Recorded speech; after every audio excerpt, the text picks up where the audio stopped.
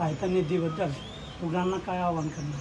गेल्या 2.5 वर्षापासून महायुतीचं म्हणजे मुख्यमंत्री एकनाथजी शिंदे साहेब यांनी शपथ घेतल्यानंतर महाराष्ट्रात मुख्यमंत्री सहायता निधी हा गेल्या 2.5 वर्षात बंद झालेला होता.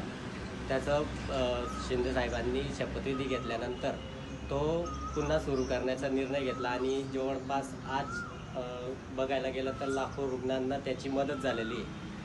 आणि आपल्या जळगाव जिल्ह्यात असेल किंवा चोपडा तालुक्यात असेल, चोपडा तालुक्यात अनेक रुग्णांना त्याची मदत झालेली. मोठमोठे आजार असतील, त्याच्यात कर्करोग असेल, ॲक्सिडंट असतील, त्याच्यानंतर मेंदू आजार असतील, त्याच्यानंतर यकृत शस्त्रक्रिया असेल, त्यानंतर हृदय शस्त्रक्रिया असेल, अशा अनेक आजारांवर मुख्यमंत्री सहायता निधीतून आपल्या चोपडा तालुक्यात किंवा जळगाव जिल्ह्यात मोठ्या प्रमाणात मुख्यमंत्री कार्यालयातून मदत देण्यात आलेली आहे. त्याच्यात जवळपास मागच्याच महिन्यात मी स्वतः त्यांचं कार्यकर्ता असल्यामुळे आणि पदाधिकारी श्रीकांत शिंदे फाउंडेशनचा असल्यामुळे चोपडा तालुक्यासाठी जवळपास 15 लाख रुपयांचं अर्थसहाय्य गेल्या एका महिन्यात विविध आजारांवर रुग्णांना देण्यात आलेलं.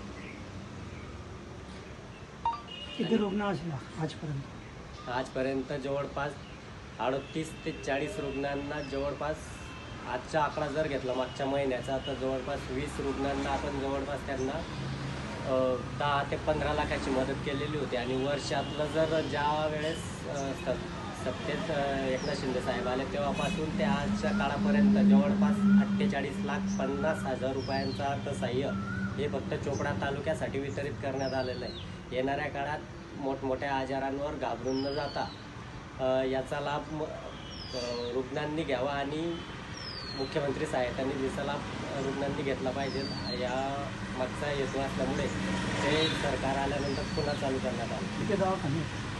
जवळपास जळगाव जिल्ह्यातले 110 दवाखाने आपल्या मुख्यमंत्री सहायता निधीला देण्यात आलेलं आहे. आपल्याकडे चोपडा तालुक्यात जर बघितलं तर नर्सिंग हॉस्पिटल हे मुख्यमंत्री सहायता निधी महात्मा ज्योतिबा फुले योजनेसाठी घेण्यात आलेलं आहे. परंतु मोठमोठ्या शस्त्रक्रिया या तालुक्यावर होत नसल्यामुळे जास्त करून हा निधी आपण चोपडा तालुक्यातला निधी हा जळगाव जिल्ह्यातल्याच हॉस्पिटलला जास्त देण्यात आलेला आहे आजपर्यंत आणि जास्तीत जास्त रुग्णांनी याचा लाभ घ्यावा.